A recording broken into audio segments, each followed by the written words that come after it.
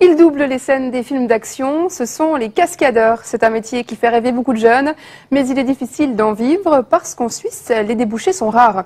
Immersion à Lausanne, à l'école lémanique d'art et d'action, Isabelle Fiot.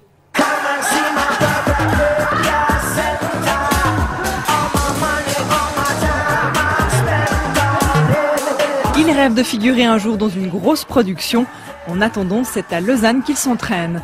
Pour devenir cascadeurs, ces élèves reçoivent une formation variée. Avant d'aligner les acrobaties, les chutes ou les combats, ils doivent maîtriser l'escrime et les arts martiaux.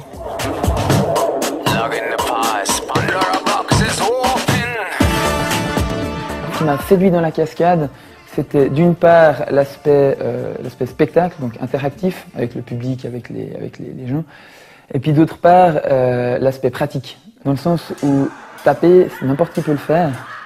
L'intérêt apparaît à partir du moment où on maîtrise l'arme, on maîtrise les cibles, et on se maîtrise soi-même.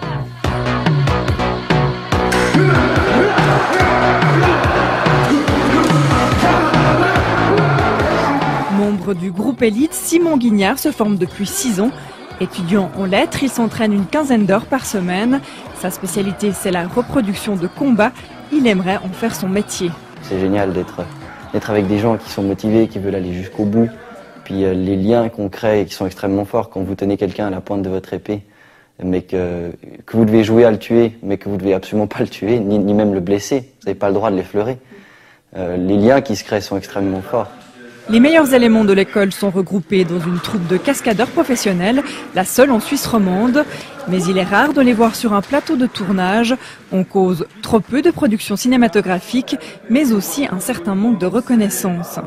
Souvent, des cascadeurs sont demandés en fait à l'étranger, des régleurs de cascade sont demandés à l'étranger, alors que j'estime qu'en tout cas pour un bon nombre de choses, on a tout à fait les compétences ici de pouvoir les réaliser pour la télévision, pour le cinéma, pour le monde du spectacle. La seule à vivre de la cascade, c'est Esther Fontis, l'épouse du maître d'armes. Âgée de 39 ans, elle est professionnelle depuis 5 ans.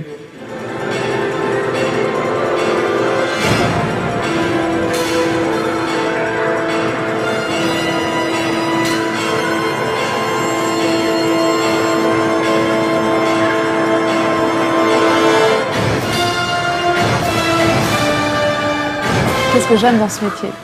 C'est que cela paraisse vrai, que cela puisse émouvoir, toucher les gens, même les effrayer, et puis que ça reste beau.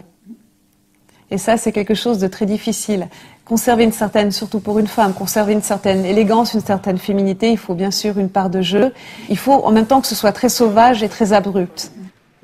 Cette année, Esther et la troupe se sont produits dans 2 opéras, comme ici à Avenches. Ils sont aussi régulièrement engagés dans des galas, des manifestations, des spectacles privés et quelques films. Pas encore suffisant malgré tout pour vivre à plein temps de leurs exploits.